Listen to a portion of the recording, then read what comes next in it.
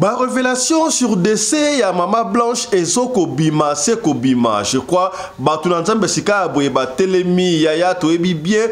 Frère Nabiso Johnny Oyo akufaka alamuka oyo nzambe apesa chance ya ko visiter esika ya bandoki apumbwa kutu lokola ba Superman oyo ba témoignage eza légion na chaîne Nabiso awa. Enfin alobi sur le décès ya Mama Nabiso Blanche. Ba spéculation sala ki mingi kasiye aye koloba yango nzambe nde mutu alongoli Mama Blanche na maboko ya pasteur Marcelo Tunasi pona pasteur Tunasi abanayi kosala akomayi kosala ba culte sur Mama Blanche akomayi kokumisa emi yango nzambe alongoli mais na mokolo ya suka ba kokuta na Mama Blanche. C'est vrai ou c'est faux yango maloba oto ko yamba lelo frère Nabiso Johnny a ko expliquer na émission ya lelo. Restez branchés. Moi si a pasteur akufi eza nkolo masi anda longoli na maboko ya pasteur. Je na ko expliquer bino sima. Ngai moko frère Johnny na passa na ba étape wana na lela mwasi nanga pendant 3 ans. Donc 3 ans na mboka oyo je plairai toujours pour ma femme. Alors nazalaki vraiment emporté na liwa nae. Mais si ko yelo komoko na koyebisa batu boti kabilo baloba boza kozala against nzambe boza kosala against Seigneur bokozwa ba problème obino boyebi ata mutuna makolote bandeko ba accompagner ka moninga tango aza na pasi bo accompagner ye bo consoler ye boti kate moninga azala lokola sujet na bino ya moquerie parce que ya kofeli mutu boti kabilo baloba. Moi si ya pasteur Marcelo akufi en réalité eza nzambe nde muta longoli na mokili eza ni pasteur moko achila ki poison o pasteur Marcelo kinde kozwa kisi o pas est-ce que muto akoko muto akozwa kisi andi malekisa mwasi na bana 4 atika na bana wana po yasala ka succès pasteur Marcelo azaki na mbongo azaki na succès na bien avant akozwa ngo quand est-ce que akoya kozwa ngo po alekisa mwasi ne kana ta o yasa komi déjà célèbre. Voilà, botika babiloba loba, ce n'est pas bon. Ce qui te zongi na Bible, na kat na Biblia, beaucoup mona mutu moko kombo na ye Ézéchiel. Ézéchiel, Nzambe abomaki mwasi na ye. Pourquoi? Parce que Ézéchiel a comme la culte ya mwasi na ye. Moi je crois que mwasi ya pasteur Marcelo a koufi parce que Marcelo a comme la culte ya mwasi na ye. Mwamba ekoti mafuta au sein ya parti présidentiel l'IDPS Tshisekedi bien sûr le secrétaire le tout puissant secrétaire général de l'IDPS Mwana Mboka honorable Augustin Kabuya aurait été chassé de l'IDPS. Wana balobi est-ce qu'il est chassé à solo to ya ndenge nini? Sans rival que nous allons recevoir cette émission à Yembi Kutu Nzembo Landa. Kabuya tova dinaye bula nambuya kabuya tova dinaye bula nambula intérêt naye libungu naye intérêt naye perdre intérêt naye FCC intérêt naye église naye zoka contre combattant. Union pour la démocratie et le progrès social. Présidence du parti. Proverbe 29.2. Quand les justes se multiplient, le peuple est dans la joie. Quand les méchants dominent, le peuple gémit. Déclaration politique de la présidence de l'IDPS Tshisekedi, exécutif national du parti, portant retrait de confiance placé à la personne de l'honorable Augustin Kabuya Tshilomba en sa qualité de secrétaire général du parti. Kofi Olomide après à propos atenaki na RTNC sur guerre ya Est ou alobaki yango noir sur blanc tout haut là bisika biso ba tout bas que y a pas la guerre au Congo, on nous tape, on nous gifle sikoyo ba bengisa qui est pas assez sac après sorti na yeto interview na batu assez sac il a été clair à lobi yango je ne mâche pas mes mots. La vérité, la vérité, rien que la vérité dérange, mais ce n'est que la vérité. On a le vérité. Ce qui moutou a koufi, na matanga, misusu batu nyonso tout ende balelaka misusu baki kopanda sango misusu baki kopesa baki soma libulu misusu baki kopesa makamande na ndenge que j'ai dit ce n'était que la vérité voilà d'après Kofi Olomide tokozongi na ka émission ya lelo batuninga la question na ebite ndenge nja masala na koka okosa te na kozala hypocrite te mais na finga répéter sur l'anime le balanga Kofi ezate car la vérité mais vérité monsieur c'est vrai il dérange mais ça la vérité. Ministre Doudou Fwamba a tout eu bordir Tonengani Yaya et Pessimbilinga Bilinga mouvement de suspension du personnel à la DGDA, DGI et DGRAD. Ces trois régies financières, qu'est-ce qui se passe dans Katukuna? Notre consoeur Denise explique. Aujourd'hui, je voudrais parler de la suspension du mouvement du personnel à la DGDA, à la DGI, à la DGRAD. Le ministre Doudou Fwamba a enfreint la loi. Oui. Papa, toi, j'ai un makabu au kotoyo, makamanicola kazali kotoyo, au cause à la tech ou au salon makabu au calme. Faire d'abord ce qui est bien, ça veut dire s'occuper de la paix des fonctionnaires pour faire les 28. Makamabele Salema. Il ne faut pas qu'on vienne encore vous rappeler les textes légaux en République démocratique du Congo. Il ne faut pas montrer aux gens que non, le président Fachi a fait un mauvais choix. Non. À travers une note d'information, le ministre Doudou Fwamba a demandé au directeur des trois régies financières que je viens de citer, à savoir la DGRAD, la DGI, la DGDA, de surseoir jusqu'à nouvel ordre à tout mouvement du personnel au titre de nouvelles affectations, y compris les nouvelles unités et promotions.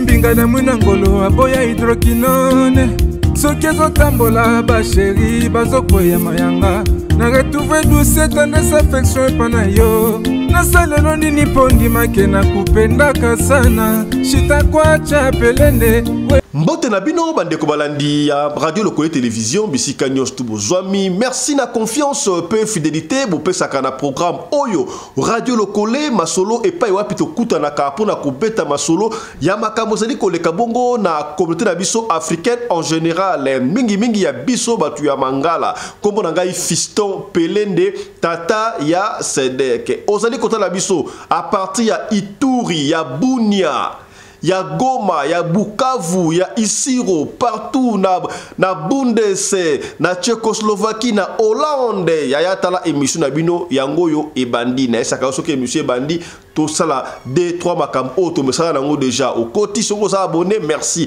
ceux qui vous abonné te yo au s'abonner et puis au fini cloche ya notification pour na orataka programme na biso ata soki mu kete mingi et sengeli na biso to partageaka po masoto betaka awa soki peut-être sungiote mais ekosunga ndeko moko songolo esika moko pakala merci na intervention o sala ki ebele pour na kaya papa Roger oyo muninga na ye ayi entre parenthèses aibie mukanda o efraka zonga le 7 na Paris azongite pour mukanda za yakobunga asimbisaki mukanda epa ya muninga na ye bobengi ebele ba déclaration mais bisope na niveau ya radio Lokole obo mesano on est là pour vous servir tout ça la ba démarche do bunda muke na équipe ya radio Lokole à Kinshasa pour na papa Roger a retrouvé ba droit na ye pe azonga kotala mwasi na bana na ye na niveau ya Paris tokozonga soki papa Roger a comme na Paris a kozonga emo awa pour aya ko féliciter to aya ko remercier bino na onzela ya radio Lokole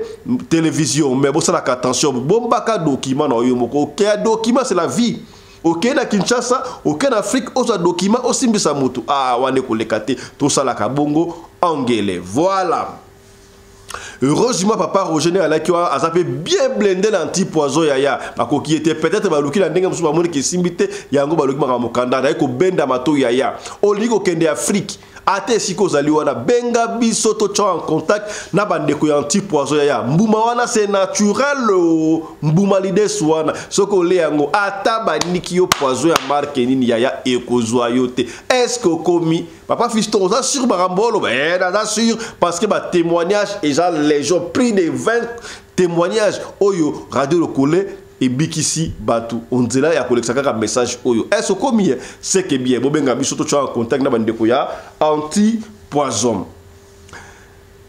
Déjà un mois passé, les quelques jours depuis Maman Blanche et Tunasi, Mossad Nanzambe Atika Kibiso, mais ma révélation ezali ko bima, c'est ko bima. Nous compatissons avec les chrétiens ou les fidèles de l'église de la compassion. Il y a pasteur Marcelo Tunasi qui séjourne maintenant en Europe. La vacance là-bas après décès disparition. Il y a Maman et Blanche Tunasi, bien sûr. Et puis si passe, kasi révélation sur ces bimi oyo frère Nabiso Johnny Amesana ko pesa ba témoignage. Alobi ne vous inquiétez pas, botika ba spéculation. Nzambende alongoli Maman Blanche na maboko ya pasteur Marcelo Tunasi ake ko bomba quelque part parce que pasteur Marcelo a comment il consala bomba culte ya Maman Blanche ba culte ko vénérer idolâtrie et comment qui m'a bien longoli mais pasteur Marcelo n'a rien à voir na décès ya Maman Tunasi. C'est vrai ou c'est faux? Ko kabongo awa comment est-ce que frère Johnny a décortiqué et bandelia liwa et c'est là qui n'engani ba prophétie tine comme pina futur yemo kopé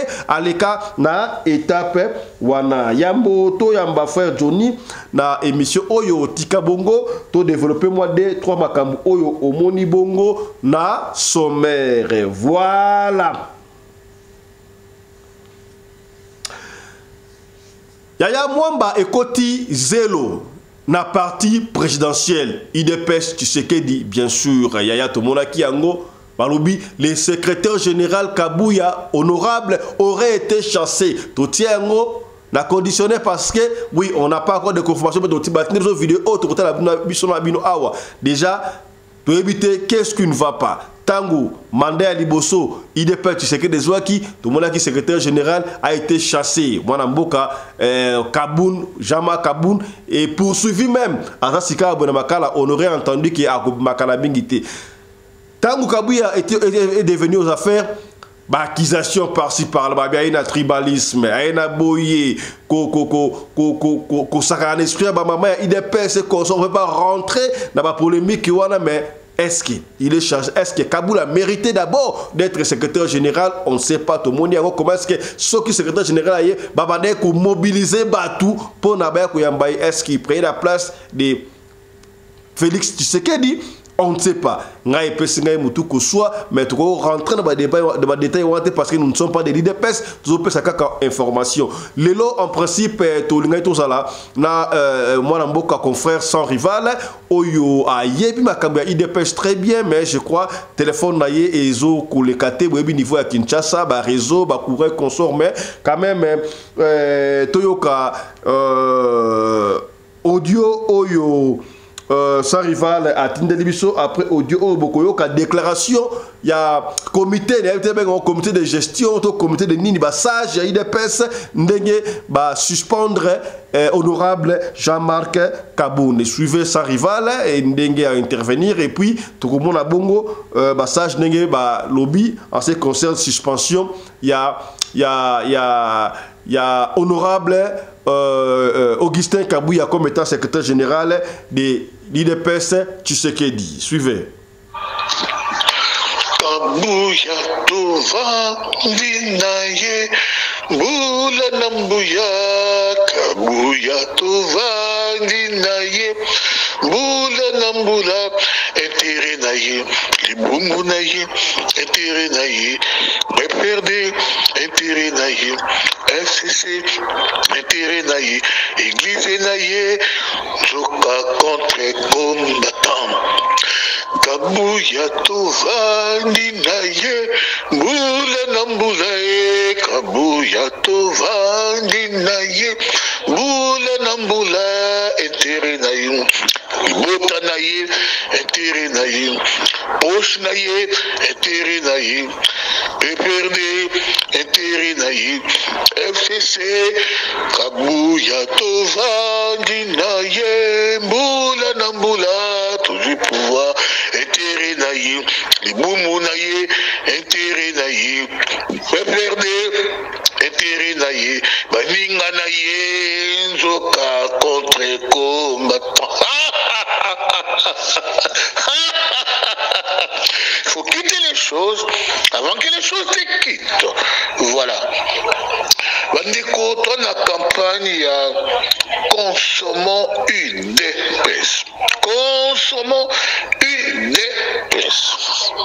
Il y a solo l'Assemblée, intérêt d'ambition UDPS qui est dans Nani, Naba ministre, UDPS, intérêt d'ambition dans Nani. Le cabinet ya ministre, intérêt d'ambition dans Nani. UDPS tout la mouka. UDPS c'est vivant tout la mouka. Naba gouverneur, intérêt d'ambition dans Nani. Consommons UDPS, soutenons UDPS. Gouverneur a vu la Kinshasa Bimisi gouvernement. Est-ce que tu consommes UDPS? Oui ou non? Qui a voulu la Bimisi gouvernement? Est-ce que tu consommes UDPS? Oui ou non?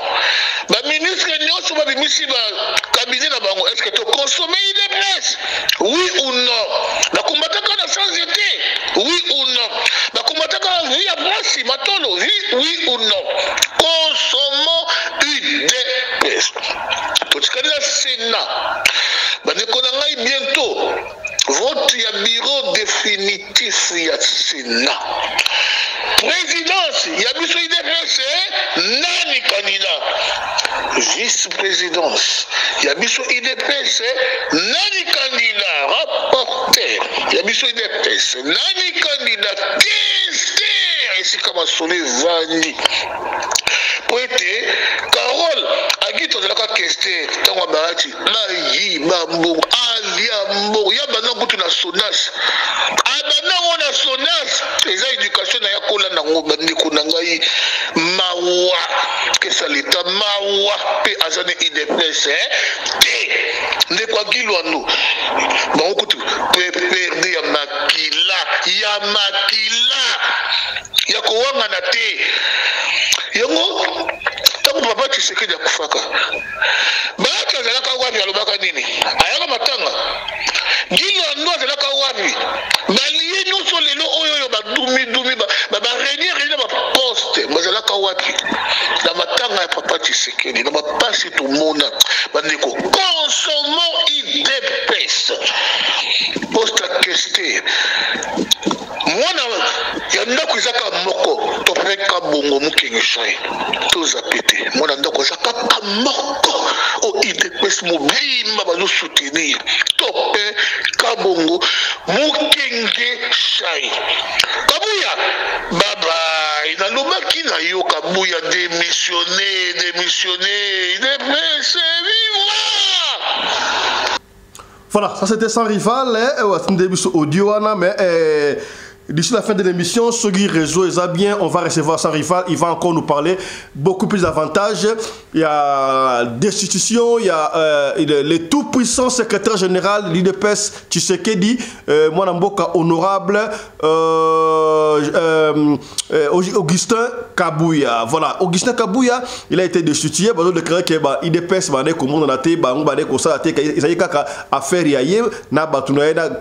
est-ce que c'est vrai ou c'est pas vrai? On ne peut pas rentrer dans les détails parce que nous ne sommes pas de l'UDPS. Voilà, Libanga Chakou, Kosekate, Jean-Marc Aboum était là-bas, et il y a poste, il y a politique, il y a parti politique, il y a l'État ici, là, personne est appelé à rester ou à demeurer intact dans le poste.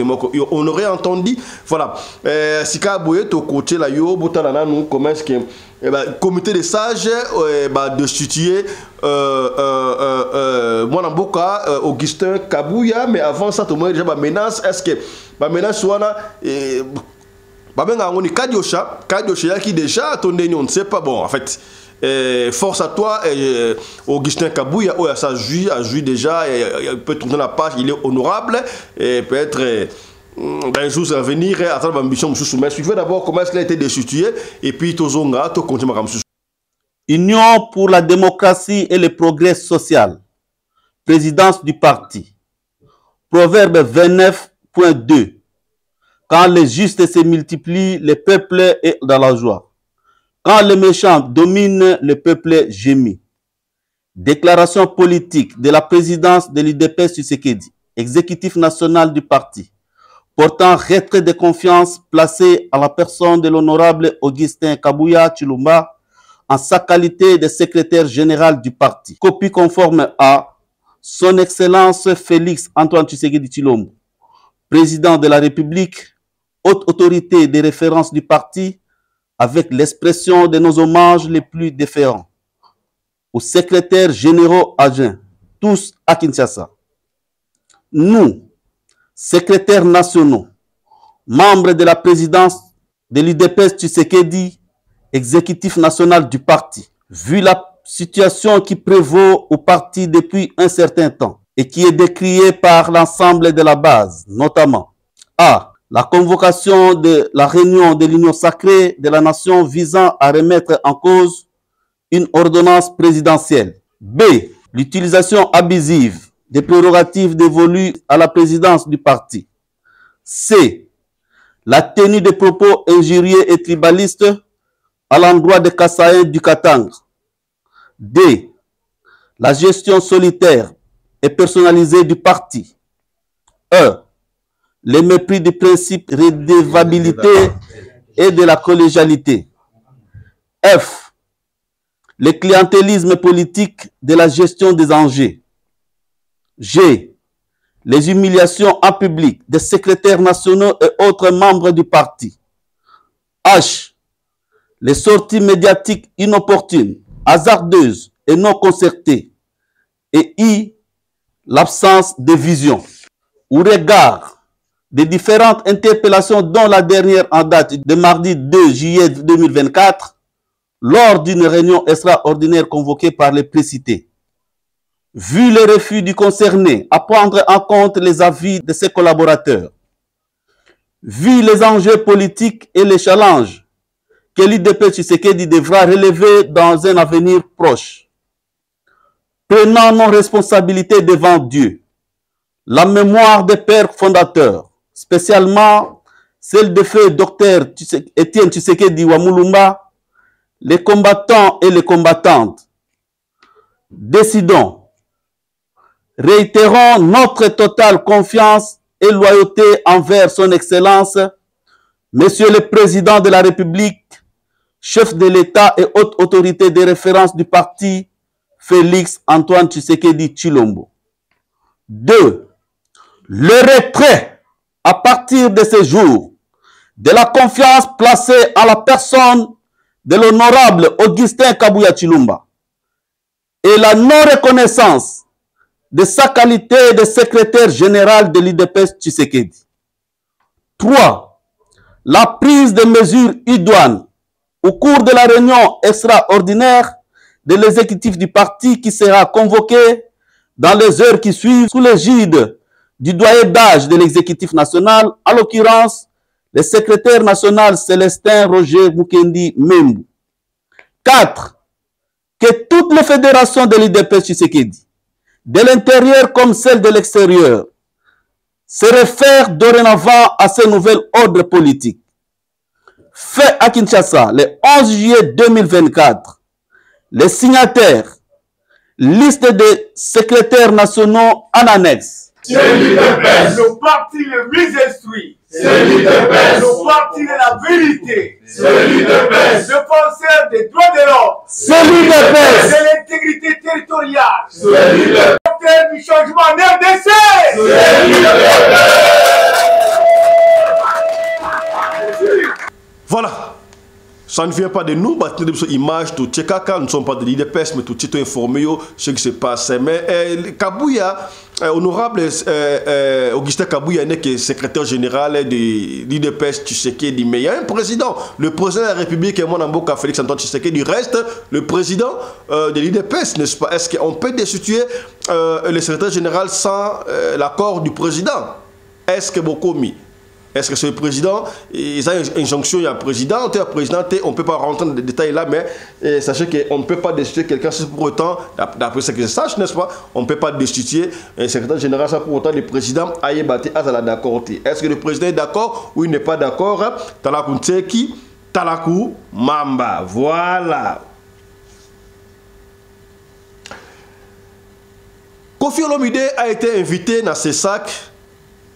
Batu oyo batala kabili ba contrôler maloba oyo ko la télévision et que tout comme tema ya batu et que bébé sa mass média tourné il a été invité par rapport il y a ba propos oyo atena ki bongo na chaîne nationale et pas notre confrère Chessi Kabengele voilà oyo sur guerre akanaki d'abord ko présenter album na o asali sika présenter en gros mais comme Oyebi Kofi à cela rappelle ambition politique et pas le bras politique très bien tout n'a question en boka sur la guerre de l'Est abino guerre ezate bazobet abiso pour Rwandais on nous chiffle qu'on sort parce que azomo na sin moko ya guerre té azomo na sin moko ya guerre té la guerre ezali mais musique ezobeta donc c'est comme s'il y a rien ba konti bazo beta bale bango moko donc on ne montre pas qui guerre ou en boka d'abiso ça qui exemple Ukraine comment c'est Ukraine les alliés bon présent il était au four et au moulin Marie Toyeki à son villa en bonne guerre effort de guerre bah tout comme on peut pas rentrer dans des détails là voilà et oyo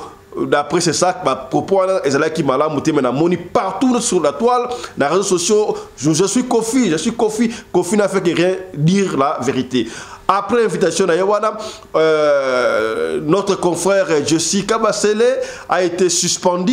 Il fallait qu'il ait en comme étant journaliste, il fallait qu'il a qui s'abakamera. Mais moi j'ai suivi, mais Jessie n'a fait que faire son travail. Et quand Kofi disait que nous ne sommes pas en guerre, nous sommes tapés, Jessie avait bien dit.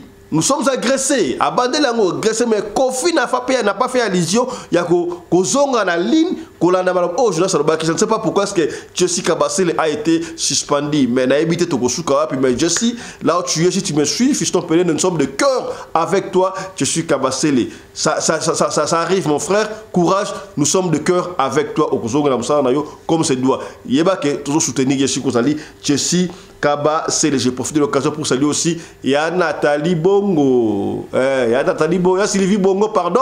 Il y a Sylvie Bongo. Mbotenayo et Sika Ozali. Voilà. Suivant un peu Kofi, déclaration là qui après interview na commission de discipline, il y a ce sac, il est venu. Kofi, c'est comme s'il n'a pas changé les mots. Je ne sais pas s'il a reconnu erreur naïe, mais c'est que extra Kofi lobby la vérité est dure, la vérité te tue, mais c'est toujours la vérité. La vérité dérange. La vérité dérange, il n'a fait que dire la vérité. Voilà ma propos à Kofi après interview naïe, audition naïe, c'est ça. Suivez Kofi Olomide. Dans le maga, celui mon Kofi. Watonu so tende balelaka moko tonu balaki na luka libulu moswa ke na luka badra moswa ke na luka église pas ba ensemble là tout ça je crois na makambo motongo ya Kofi na congolais na linga Congo wa iboma je suis un amoureux de notre pays na ndenge boko imaginer que bolanda na ba émission na ke na émission te pena makambo ya politique. Nakenda kuna musana ngane kiwe uti koleka nakenda kuna la album na ngasi album akitoko batu bunso to balingi za CD zote kama bantimbo kitoko mais batu ninga la question na ebitende ni njamba sala na koka okosa te na kozala hypocrite te mais na finga répéter sur la nima le bananga ko finga ezate car la vérité mais vérité monsieur c'est vrai il dérange mais ça la vérité na yemba que na ko kite na boya vérité ce qui dérange yo bon on a comme un lokuta voilà donc ma petite merci na bato c'est ça quoi vraiment bien président na bango vraiment kitoko avec considération donc on a bima on est single et na retenir là qui ambassadeur Kofi Olomide ou azapé chanteur Kofi Olomide il faut qu'il y a moi qui ambassadeur na Masolona dans l'avenir et c'est très bien comme ça et puis la première c'est moi là Minou Alandi papa naye na moment de Alandi papa naye vraiment collègue on ezati. Ministre Doudou Famba a tout bordure. On ne sait pas, il y a un mouvement de suspension du personnel à la DGDA, DGI et DGRA. 3 régies financières, là, on ne sait pas qu'est-ce qui ne va pas. La régie financière, ça pose problème. Qu'est-ce qui ne va pas, Yaya? Moi, Namboka, consort Nabiso, Denise explique, parce que Denise l'avait déjà dit, elle va commencer à dénoncer. À dénoncer. Parce qu'il y a une élection, balak sayi bango mutema mabe ye abina kwa so ndinga kanai moi secret sous mabe ali abimisi pona mbuka ekene liboso est-ce que ba dénonciation oyo Denise aosala ezaya solo to ya lokuta aosala malamu to aosala mabe. Denise, te salue en passant, comment tu vas ma soeur? Allez, suivez plutôt dénonciation, il y a Denise à ce qui concerne les 3 régies financières oyo ba décision ministre Doudou Fwamba a suivez Denise.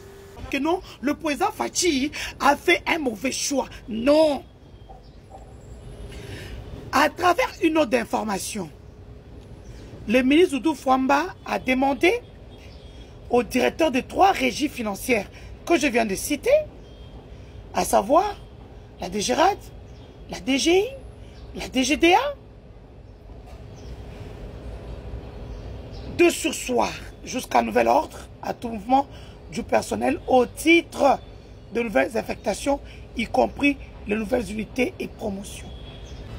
Dans un autre document du 8 juillet dernier, si je ne m'abuse pas, l'Argentier national a instruit le directeur général, disons là, c'est une dame qui est là maintenant, qui fait l'intérim du DG, de rapporter en déant 48 heures ces décisions liées à la promotion des grades de quelques chefs de division, chefs de bureau et certains agents de collaboration AT1, AT2 et tout ce qui vont avec. Ces instructions du nouveau ministre des Finances Doudou Fwamba, considéré comme un haut fonctionnaire de l'État, enfreignent la loi congolaise. Pourquoi en croire le ministre de la fonction publique, comment il s'appelle encore, Liaou. Dans une correspondance que j'ai eue datée du 4 juillet 2024, le ministre de la fonction publique, modernisation de l'administration publique et innovation du service, Jean-Pierre Liaou, a précisé à son collègue des finances qu'en vertu des textes légaux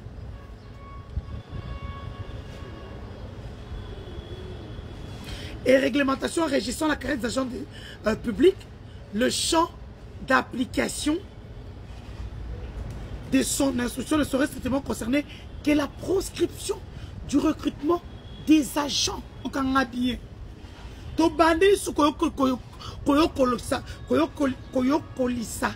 Congolais. Textes légaux. Donc, vous allez nous imposer.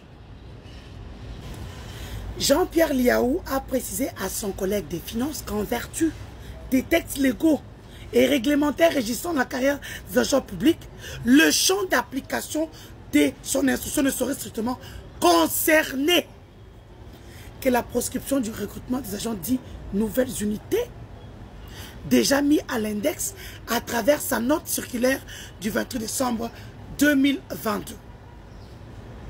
Pour ce qui est des promotions et des avancements en grade, poursuit-il, le droit des agents et cadres de son ministère bénéficiaires d'actes, disons, les ordonnances, les décrets et arrêtés, les autorités investies du pouvoir de nommer ou de pouvoir, disons de promouvoir, ne peuvent en tout état de cause souffrir d'entraves pouvant s'ériger contre leur exécution et leur notification.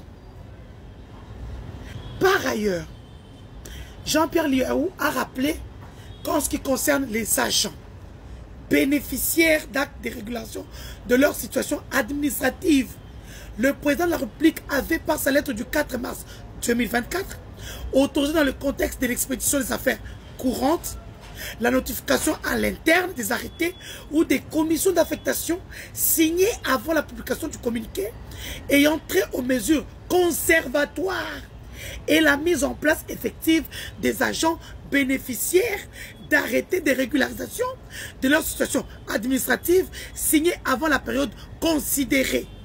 Il souligne que les différents arrêtés régularisant la situation administrative des agents de certains services, dont la DGRAD, la DGI, Secrétariat général aux finances, n'entre pas dans le champ de l'instruction du ministre des Finances. C'est clair, c'est le président de la République qui a dit ça.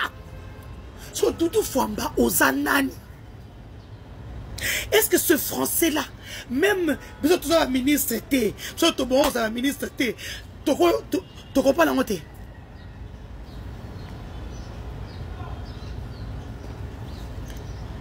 Il faut aussi rappeler que l'ordonnance portant création de la DGRAD, de la DGI, de la DGDA, dote les régies financières d'une autonomie administrative et financière. Ce qui revient à dire que les responsables des régies financières ont la responsabilité de poser tous les actes administratifs. Attends, c'est un acte ou une acte? Un acte. Vous pouvez s'arrêter en français comme Kimanga. Oh, malgré tous les faits évoqués, le ministre des Finances Doudou Fouamba veut procéder à une nouvelle mise en place dans les régies financières, comme tous les Congolais. Donc, au yé, au but que nous, parce qu'on a bien été, tout le monde soit zéro. Comme j'ai dit souvent, même tout pour ça, va ma casse. Mouton, la proposition, on dirait que c'est vous qui régissez les textes ici. Ici, il n'y a qu'un seul chef, c'est Fatih Béton. Les plus intelligents de nous tous, tous les Congolais. Et donc, malgré tous les faits évoqués dans les différents ministères, parce qu'il y a maintenant des balles perdues, en fait, je me demande si Madame la Première ministre ne doit pas faire ce qu'on faisait avant. Il y avait un séminaire du gouvernement où on doit montrer à chacun ses attributions. Pour Moutounyo, soit na loenge na e. Alinga chabatu na ye, ou ba obche mba e loko. Et bon, tu rappelles au Kenya, na baba champagne na boutou. Vous êtes devenus tous des ministres. Il faut faire attention. Malgré tous les faits évoqués, le ministre des Finances, Doudou Fouamba, veut procéder à une nouvelle mise en place dans les régies financières, dont les efforts actuels dans les administrations ont permis de doubler, voire de tripler les recettes du pays, ce qui ont conduit à ce que nous puissions organiser les élections.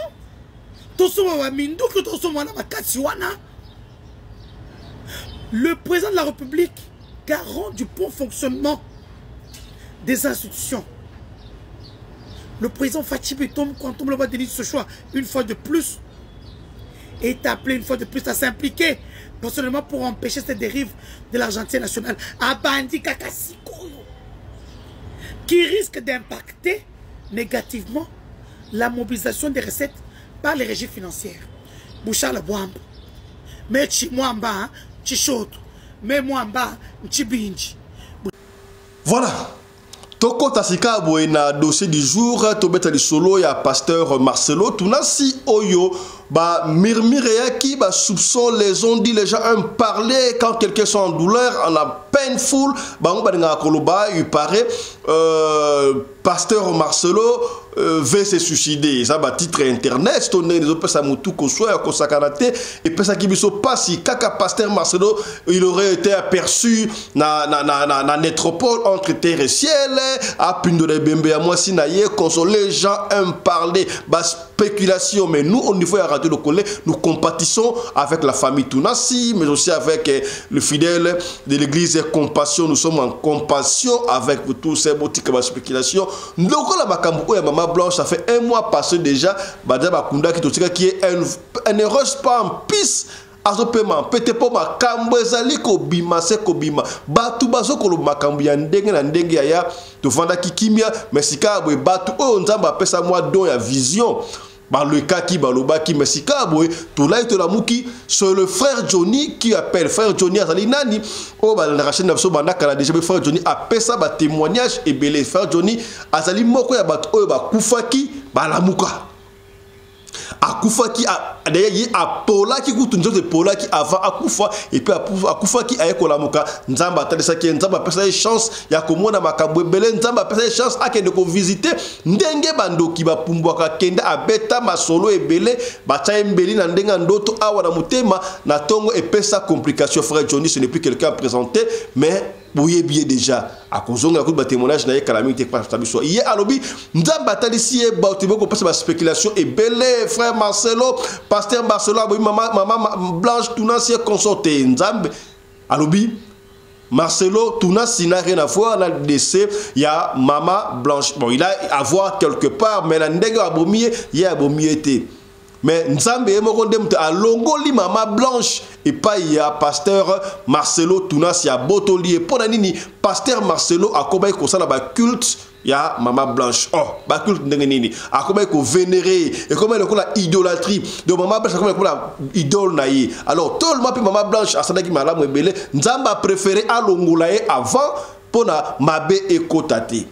Alors, Nzamba azala moyen bela longola kabatu a préféré que ça la par moyen wana oyo ya opération pour na longola maman Blanche. Alors Nzambe ayebisi frère Johnny zala kimia okokuta na lisusu na maman Blanche kala mingite. Oh, azala na molimo ate ndeto il veut se suicider, se suicider azala na kimia. D'ailleurs, frère Johnny Yemoko a leka pena expérience oyo. Azala ipe ko vénérer moi sinaye avant ça culte ya moi sinaye nzamba longola moi sinaye ndengwana et puis alakisa esika moi sinaye oyo abombaye. C'est ko dika ke maman Blanche peut aza quelque part na likolo ba mingi te na lingito na ndangai na bino intervention ya frère Johnny ndenga ko expliquer sur décès ya maman Blanche ndenge nzambe alongoliye na mokiliye moko. Suivez frère Johnny ensemble na bitolanda. Na pesio ba shalom ebele place ozwami elongo na libota mobimba Zambe amona biso. Bon, nalandi ba émission na ope ebele mais lelo na sepena intervenir na émission oyo na yoki ya papa na biso Marcelo Tunasi alingi amiboma. Bon, moi, ce que je veux dire, si nazotinda message par pasteur ami bomate, akomuna na mwasi na ye bakoza lesika moko. Abangate, ma mwasi na ye asalela kinzambe, mwasi na ye aza mutu oyo amarkaki ba mama ebele, selo actif na ye na makambo izali etali ya nzambe. Mais eloko sikoyo batu baza koyeba te baza komema lisusu pasteur na kati ya basusi makambo ebele parce que baza kokondane pasteur mutabomiye pasteur mutasali boye pasteur abomi mwasi na ite bandeko nanga bandeko pasteur abomi mwasi na ite mwasi ya pasteur akufi eza nkolo masi anda longoli na maboko ya pasteur. Je na ko expliquer bino sima ngai moko frère Johnny na passa na ba étape wana na lela mwasi nanga pendant 3 ans. Donc 3 ans na mboka oyo je plairai toujours pour ma femme. Alors nazalaki vraiment emporté na liwa nae. Mais sikoyo eloko moko na koyebisa bato boti kabilo baloba boza kozala against nzambe boza kosala against Seigneur. Beaucoup de problèmes au bino boyebi ata mutuna makolo te bandeko ba accompagner ka moninga tango azana pasi bo accompagner ye bo consoler ye bo tikate moninga azala lokola sujet na bino ya moquerie parce que ya kofeli mutu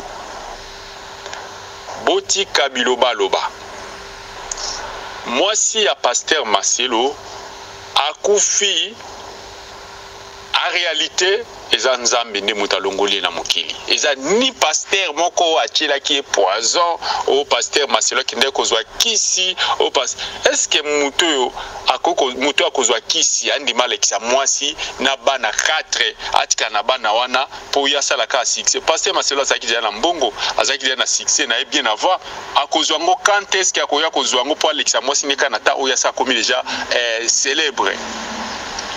Voilà, botika babiloba loba, ce n'est pas bon. Ce qui te zongi la Bible, na kati na Biblia, bokomona mutu moko kombo na ye Ezekiel. Ezekiel Nzambe abomaki mwasi na ye. Pourquoi?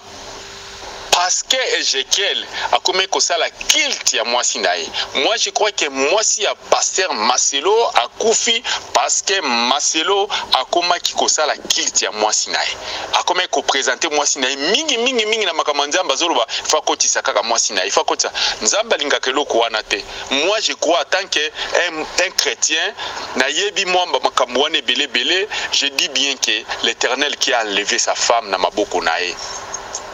Ezekiel asalaka ndenge. Ezekiel à son tour amona makambo ya Nzambe ebele koleka na biso batu nde toza na mokili ya mutu moko ta koloba mona mama Nzambe koleka Ezekiel.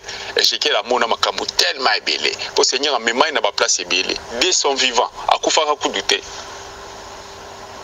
Mais Ezekiel le comme ki na tamoko Seigneur azotinda ye kende na place tel. Ezekiel alingi ko kende te azo kendele mususu babise longwa na 12h kende place bo Ezekiel a longwa ba 15h to pesika exemple moko abongo. Pourquoi? Parce que azalaki na mwasi moko ya kitoko pembeni na ye yalingaki afanda kaka pembeni na mwasi wana amuna ka beauté ya mwasi wana. Nzamba tali eboiti abisi Ezekiel. Yo ngala zotinda yo makamuna nga yo komisi mwasi na yo azala lokola liboso na nga. Maintenant ngai nazo boma mwasi na yo. Tango na ko boma ye Ezekiel yo ko lata bilamba jo akokufa lata veste na yo ya propre kata suki na yo tia parfum. Alléluia. Donc Ezekiel komeka kolela tena mona pinzoli na miso na ote Ezekiel. Ezekiel asala kini amona kiango lokola kaka likambako ya maseki elikaki quelques jours mwasi na kufa mwasi Ezekiel akufa sa maladie. Bande konanga botang mwasi Ezekiel akufa sa maladie akufa alala alamuka te akufa Nzambe abomai. Mais batu bayeba kite ke Nzambe ne mutabomiye. Bamoni Ezekiel à son tour akei atie mai abandi ko sokola asisi ko sokola kepa coiffeur bakati coiffe abimi abeti veste na abeti chaussure na ya sika. Donc atie parfait. Batu nyonso bakamu babi prophète azandoki. Donc babiloko yazo sala oyo akosala ba prophétie oyo ezande magie.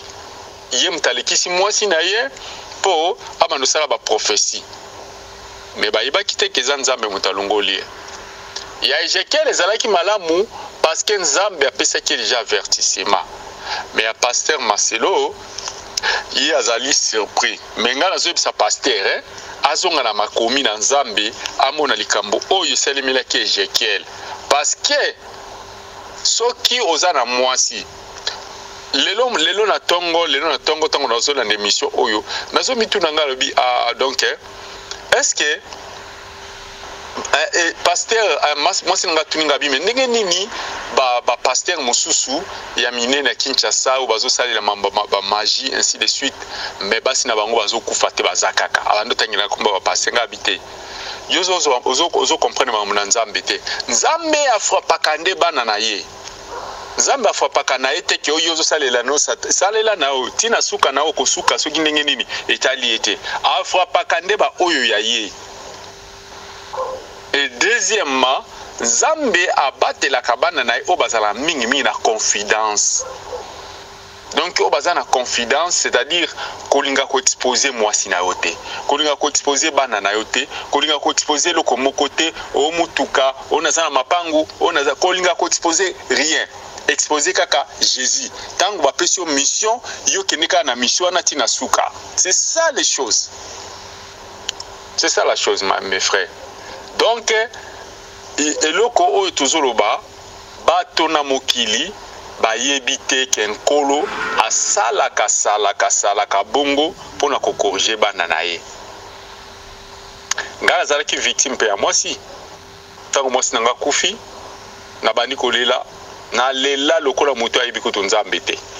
na lela le kwa mutokutu ayebi pe bibliothèque na lela na bandi ko accuser Seigneur abi Seigneur c'est toi qui as tué ma femme Seigneur faut la kisanga siko la kisinga te nga ifuna banda na bosiko lokolo nginga na kufa célibat ngala kozwa basi nyonso na komona na vie nga parce que j'ai commencé à penser trop bas parce que nazalaki na bolingo na mingi na yebi peut-être Seigneur alongola ki ye pembe nanga parce que monaki musala na onga na zanango soki akozala pembe nanga peut-être na kozwa pe ba frère lokola Ezekiel ninga zalaki.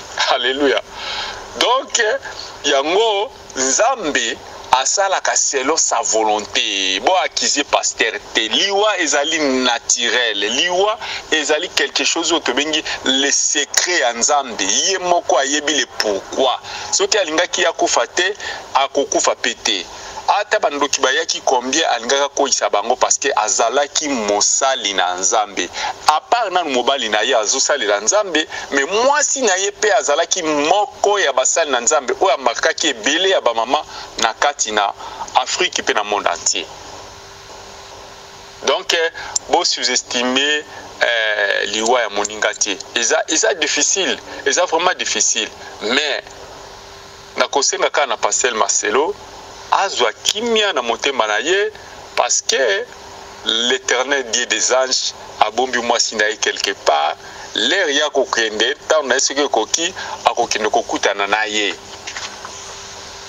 Mais sache-le que Nzambe soka longoli mwasi bongo akopesa mwasi mususu aza mwasi oyo abotamaki kaka seulement pona yo te. Seigneur savait le temps wana ke bokozala na ye pona un moment donné akolongola ye na maboko nao pe ako remplacer mususu oya koya akozala pe lisusu des fois na ebike po batino so bakokana kate mais akozala pe na ba critères mususu ya bien kolekaye des fois ce qui passe na ba critères bien kolekaye te mais ba défaut na ye oyo azalaki nango le mususu kozala avantage pas moi si oyo kozwa Nzamba kopesa yo. Alors pour moi ce que je vais dire bana na Nzambe a biskano so bozwami botika koko c'est la pasteur makambo botika biloba loba botika pe koyoka biloba loba. Dans ce cas liwa ezali pour tout le monde. Liwa eyaka na ndenge nango elingi efrapaka na ba porte nyonso.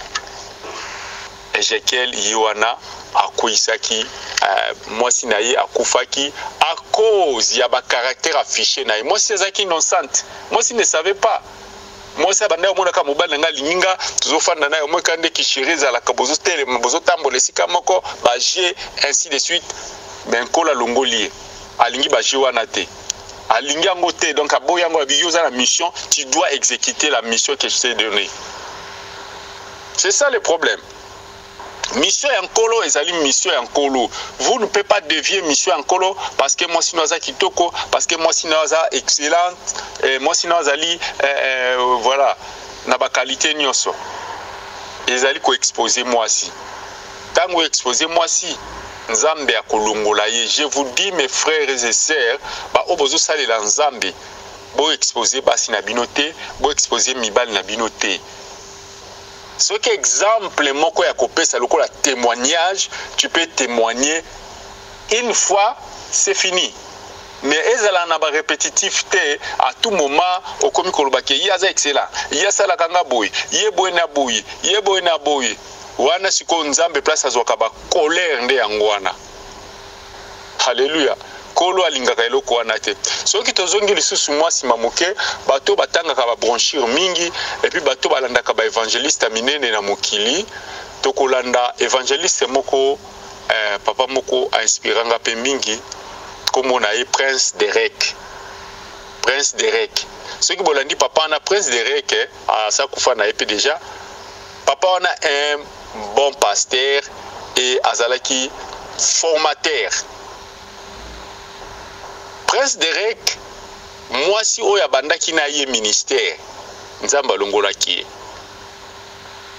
Nzamba longola kie, et puis ezali mingi basali na nzambe belé oyo bazana ba renommé makasi bango bazalaka mingi ko confirmer makambo mingi pa basi na bango komona sa mwasi akoma kokomisa mwasi akoma lokola eloko moko boy o eza spécial koleka makambo nyonso nden kolo alingaka eloko wana te soka pesi yo mwasi aza seul kaka compagnon na yo soka ko accompagnon na ba misala merci Seigneur mais ko adorer yete ko sala culte moko ya adoration te parce que na culte d'adoration nzamba ko sala nini akopinir yo akolongolo mwasi wana pembeni nao po nzamba yebi eloko apesi yo alingi o partager ngo te na mwasi parce que ye apesi yo mission ne faut exécuter mission ne faut tambwisa ngo na nzela na lolenge oyo alingi donc vous ne pouvez pas mélanger la femme et le mission du Seigneur. La femme a droit ya ko accompagner yo mais ko sala eba publication te tozo mona ba pasteur na biso minene na Kinshasa otoyebi basi na bango bakufite. Et puis la majorité na bango ba o bazo sala le satanisme o bazana ba magie basi na bango bazo kufate parce que il y a aussi un peu la différence na ba na nzambe na ba o bazo sala na nzambe te parce que Seigneur à son tour il y a frappaka mingi bana na ya frappaka ne ba sataniste wana tatika bango na lolenge na bango sala mam na bango tisuka na bango bakozala rattraper na misalo bango bazo sala. Mais bana na nzambe nyonso bozosala nzambe na sens normal na vrai sens boke bana otobengi adoration ya basi osoko moko sala adoration ya mwasi nanga okozanga ye. Là je vous dis ce qui est vrai. Donc nzambe alingi biso tozala pire et simple tozala ko exposer ye moko liboso mutu mususu te na pembeni moko te na sima kaka ye moko to adorer ye to salela ye to tambola na ye to présenter ye partout to kokende na monde partout. Donc to ko glorifier mutu te to ko jamais ko mélanger ye tozo te ya boye papa baluki tala ndenge azali tala lolenge azali nani alekiye nana kokani na ye non wana OK na ba wrong side. OK, tu vas regretter. Vous allez regretter, je vous dis. Nde yango na lobi soki otali basali na nzambe oyo baza vraiment ya nzambe la majorité na mokili wa nzamba longolaka basi na bango pembeni na bango. Frère fiston onga nazo bisao banda ko vérifier ata soki ndongoza na Google mekana na phone na yo meka ko checker banani bazali ba vrai prédicateur à Seigneur donc évangéliste na siècle na biso bakomola bango nyonso kobima siko banda kotanga ba histoire na bango okomona kaka azalaki na mwasi akufi mwasi muso amibale akotaki kaka ningo na nzambe abanda kosala bongo. Pourquoi? Parce que batu wana nyonso batikala ko sosola teke kilto femme eza lokola okomi ko adorer nzambe okomi lokola otobengi ozosala ba oza ko adorer mwasi donc okomi ko hériter motema na nkolo. C'est ça. Donc ils ont abomination et pas l'encolo. Nzambe alingi makamona ye ezalaka ka ye moko. Ne partage pas les choses de Dieu avec quelqu'un ou avec quelqu'un. Là, c'est vraiment interdit bande konanga. Pour na frère na biso bien pasteur na biso Marcelo na linga pasteur wana mingi. Et quand j'ai pris l'Éternel Dieu des anges, l'Éternel ne m'a jamais montré une autobengi black site ya pasteur wana. Le pasteur azana bon chemin, le pasteur azali en Zambie. Tous les pasteurs au Bomoni, bazo sala ba contre campagne ya pasteur Marcelo, boki banabango. Boki banabango parce que balingi nzambe te. Vous savez que biso ba na nzambe tozalaka kombati na batwana. Tozalaka kombati na bango parce que bayebi totiaka bango moto. Totiaka bango mbamba. Totiaka bango mulunge. Nde bango balingaka bongo te. Donc ceux qui muta yebisi bino que pasteur Marcelo akufeli mwasi parce que simbaki magie parce que kendaki boyeboye baza ba laya. Baza bato lokuta bato koluka ba base ceux qui bango ba bengango base biso to bengi bis ya koluka bis. Donc c'est ça. Donc moi le konanga kina bisabino na poko alelo yangwana nzambe na bombo ya mona bino. Moi frère Johnny nazwa ka chance na ba chance grâce à Seigneur pour chance za ngo biloko mukili. La grâce ya Seigneur. Grâce à Seigneur parce que nazalaki emporté na liwa moi sinanga pendant que ceux qui na simbi lutu na leli na simbi nzungu na leli na matalambe tu na leli na sala musala o izo sala izo tala ke eza ya moi sinazolela. Nalela moi sinanga 3 ans. 3 ans successifs en Afrique du Sud. Donc ceux qui na zotambola balabala monika moi simoko za na taille na ye moi nzela minu moi forme ne moi sinanga zala kinango je commençais à pleurer. Et les jours moko na sala ki voyage na kendaki Mozambique tant on a commis na Mozambique na zokota na bazamba parce que Mozambique na Congo bazaka ndengo quoi donc otobengi environnement na bango. Mais tant on a continué na Zamba et je commençais à voir je commence à voir les banzete ndenge to andako kata banzete na ye na ba cimetière whatever na bani mamoko regretter na leli na bio Seigneur pourquoi tu as fait ça? Pourquoi l'Éternel dit des anges? Pourquoi alors na butuana nazwa ki pongite bande konanga kaka ler na lali bo masia yimoko ye abenginga frère Johnny na ekozwa yo landanga na ndi masia be minga na ciel ezala kite ko ange atindelianga ange te yemoko en personne. Alléluia. Me minga na ciel to komina ye atuninga bi est-ce que na question ko poser yo liwa ngai nkolo na lobi yango eza malamu yo mwana na moto ko kolobango eza mabe soki ngai nkolo na lobi loko oyo eza malamu yo mwana na moto za na droit ya kolobango eza mabe. Pona nini olelaka mwasi na otango nyonso olelaka pona nini na bikolo wana nga nazoyebisa nkolo na bikolo parce que yo obomelanga mwasi kolo bingala moma mwasi na ote mwasi na yo nga naza na ye nga na bombi awa na maboko na nga atuni nga lisusu abi frère Johnny nga tango na yaki na se na kufaki yo yebi likambo wana te ngalobi na yebi abi ngala kufaki na kofela kibino na kotaki na nzela ya kufa pe na sekwa ngai yo nazala mbomoi donc nzela wana nga na lekaki pona la kisabino kiza na somo te ngai nkolo nde munaponi nzela wana pona bino bana nanga boya kokutana nanga et yo pourquoi uza kolela chaque jour ko banda lelo ngai na lingi na mona susu pinzoli na miso na hotel la lingi komona lisusu pinzoli na miso na ote et na yo ka lisusu oloba o regretter pona mwasi na ote na monisa o yenga bi yes kolo. Alors bande ko nazala ki surpris le Seigneur m'a fait montrer bato bana ba témoignage na nga passé ba ibiro ko nazoloba kolo afongoli na yango na lobaka ete biso bana nzambe tango towana mokili to salela nzambe activement to salela nzambe na actif. Pourquoi? Parce que soko okobika bika ozwa couronne okoko bika na shemte soko biki na shemde konangai okobika na yo bako okufana na paradis mais na paradis eza na ba place différent.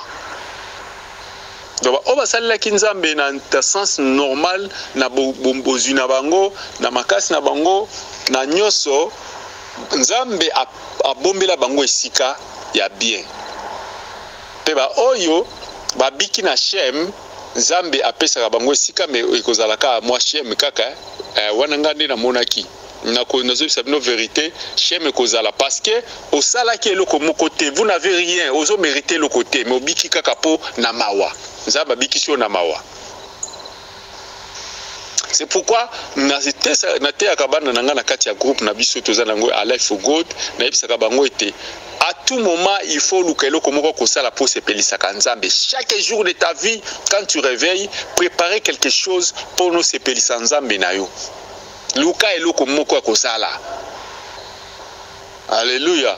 Donc nzambe wana mokolo yo kokufa akopesa o couronne ya victoire et pesa melaka batu nyonso te bakobika bakozwa yango. Non, je vous dis sincèrement batu nyonso te bato bakozwa yango eza kaka bato oyo basali komba pe balongi bango nde bakozwa yango mais ba o babiki na shem bango bakozwa yango te bandeko nakuti mwasi na ngai abikaki na shem parce que ayebaki nzambe te. Alléluia. Peut-être je sais pas nzambe amonaki kenda kozala vraiment emporté abombela ngai po asalela ngai surprise, je ne sais pas, mais asalelaki nzambe te activement lokola ndenge nga nazosalela ye. Et puis d'abord soki akomaki autaki na catholique soki akomaki na nzambe malamu tosalela na nzambe c'est que alandaki ngai mais tosalaki na ye batemps ebele te 5 ans seulement ya biso mibale. Et puis tu es kabwana nanzela voyage 7 mois après kokufa. Voyez? Donc il n'a pas contribué totalement à Moussa Nzambe lokola misolo na ye évangélisation mateya asala kiangote. Avant kokendeka mo église azongi na ye et puis azalaki toujours na ba soumission nanga mingi na soumission nanga poso na bisi keloko toujours sala po na nzambe azaki ko contrecaler te azalaki toujours kondima parce que ayebaki ke eza o toujours pesa nkolo na biso na biloko na nzambe azalaki reconnaissant na ye. Voilà, donc na reconnaissance wana nzambe akotisaki na paradis ndiango nazwi ngolu ya komona molungani na ngai na paradis. Mais na moni ye na côté oyo ya kongalate azalaki na ndako kaka otobengaka ba maison publique o ba yambaka bato nyonso lokola yo biki na shem bafandisi yo wana bandeko na ngai. Mais bato oyo babikaka na couronne o babikaka na victoire na bitumbo bungi longi baza na bandaku oyo andinga mokete bandeko ba véritable bandako oyo ke mukili na mukili awa ata président mokote akoko ya le bindako na ngai kokana ndako jamais. Alléluia. Ata roi mokote. Donc bosale la nzambe na masekite parce que tozo luka to tonga bandako na biso na ciel wana ndeza place biso to kofanda pona libela ata nkolo soki akosala mabele ya sika likolo ya sika bandako wana ka yango ndi kozonga wana mabele ba changer biso bandako te na yango tozala vraiment kosalela nzambe na biso na ndenge ya solo. Pasteur Marcelo please komi bomate tozana posa na yo komiti 14 à l'emporter na liwa ya mwasi ngandi konona pasaka na étape wana na pasaka vraiment na yango je sais comment est-ce que ça fait c'est ça là ka vraiment ma be makasi ozomona olia lokolo zolia te ola la pongi ko ya te nyonso ko sala komi mabe o nyonso akolobela yo ozo kango ezo kotala mato ezo bima et donc okofani sango te na motema na. Alors vraiment aux âmes mosali na nzambe obondelaka bondela paix du cœur nzamba pesa paix du cœur ezali ce qui nzamba wana pesa paix du cœur. Donc je crois bien que kala mingi tozana posa koyoka mateya na ndingo frapaka wana biso awa neti nga précisément mikolo nyonso nazoka yote na komolanda ka makamuno ya kala te ya kala mais nazolinga na yoka ya sika après départ ya mama to yoka moto koya nango ya sika papa komiti kate liwa emema yo komiti kate ba sorcier ba profiter soit ba démon ba profiter ba beta maboko voilà mwasi na ye to liaki ye après to bomi payer po bakoloba bongo bandoki ba ebele bazana kiasa wana bakoloba asemba kikisi monite kisi mwasi na ye e bomi mutu a mwasi na ye ndeza makasi yango nda kufi bakoloba. Donc zala fort zala papa oyo tikali na bango baza bana wana baza na posa na yo baza na posa affection na yo lokwa mama zate yo tikali papa na mama ya bana wana. Donc komiti kate liwa emema yo ou bien likambo moko boye ya disparition moko boye ezwa yo et emporter yo parce que le monde vous attend. Même nzambe aza kotala yo teyaka mais si kotango komi ko passer na ba épreuve il faut surmonter ba épreuve wana ola kisabana na nzambe te oza moko ya bato baza déjà na niveau mususu na nzambe nao.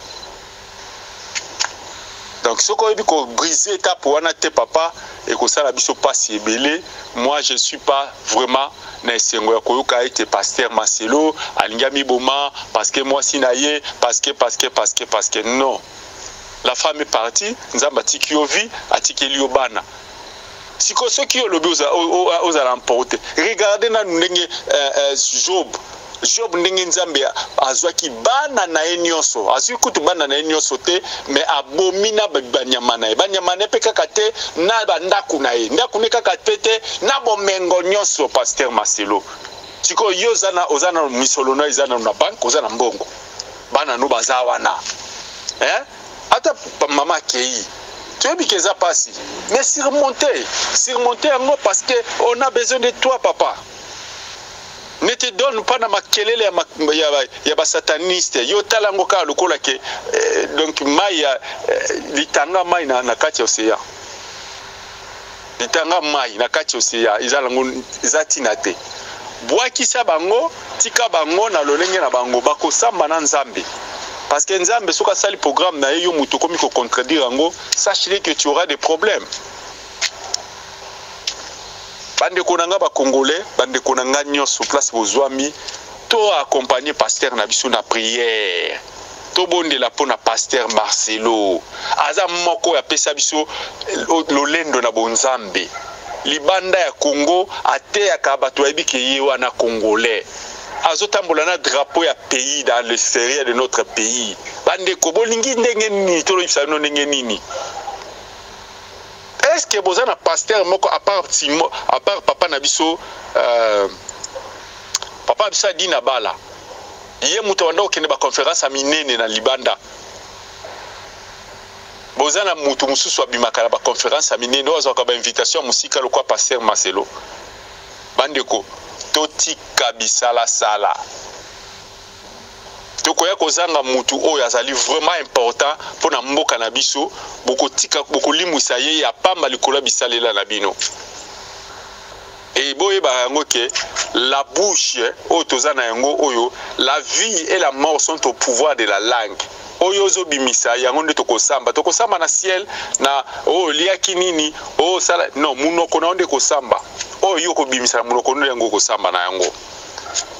Vraiment muke nazalaki nango ko yebisa bino ya lelo na pokwa na lelo yango na nzambe na bomoy amona bino nzambe na bomoy a changer façon de voir des choses kat na bino boye ba ko changer mentalité na bino muto soka za na pasi ba accompagner kaye ba te akaye ba pesa kaye moi auto bengi consolation. Netango bino bokomi mutana pasi bokomi ko affliger le sous pasi bande konanga bino ba obolikano netapo anate mokolezali bokolekana yango bokokanisa pasi moninga zomona lelo ezali à chacun d'entre nous neto za boy moi sina mobali chaque il faut boy baka na couple nyonso moko akotika moninga kaka moko akotika moninga eza passage obligé. Tokofanda ka couple libelate ata ko boboti ba 20-30 bana sachile ki bokotika kaka moko na bino kotika ceux qui mobala kete moi ça kokeni so moi ça kete mobala okende liboso c'est ça la vie. Donc vous ne pouvez pas lobolo baka ki bo attribuer kaka moninga ba faute yende mutabomisie mais ceux qui abomisie ngana par ngana na biki abomisie parce que abanda ko sala ba éloge na ye eza ne nzambe eza yete mutabomi peut-être ye pas azalaki na ignorance. Mais ceux qui n'ont pas le but de merci beaucoup. Zambe amonabino, ngai na sukiwana, kolo na bomoy, azwabino, ame mabino na ba niveau nyonso pour comprendre que liwa ezalaka naturel, ezaliwa ezalaka langwelo komu kote ki omutu, kaka il faut ba boma mutu pour ozwa soki ndenge nini. Je ne crois pas à ça. Zambe apesaki, Zambe azui. Amen. Zambe Apambolabino, c'était votre frère Johnny Victor Mabia. Na pesi bino nyonso ba shalom ba place bozwami soki liloba oyo tuti yonde konangai soko zalaki na misala oyo ya kotia pasteur moi mulunge please tika kotia mulunge soko zalaki mutozo bondela pona pasteur continue ko bondela po azwa kimia tozonga lisusu na kati na ambiance na biso ya liloba na nkolo. Amen. Zambe amonabino. Voilà. C'était là le frère Johnny Victor Mabiala, ou exhorté sur DC. Il y a Maman Blanche et situation actuelle, il y a Pasteur Marcelo. C'est avec ça que nous bouclons cette émission.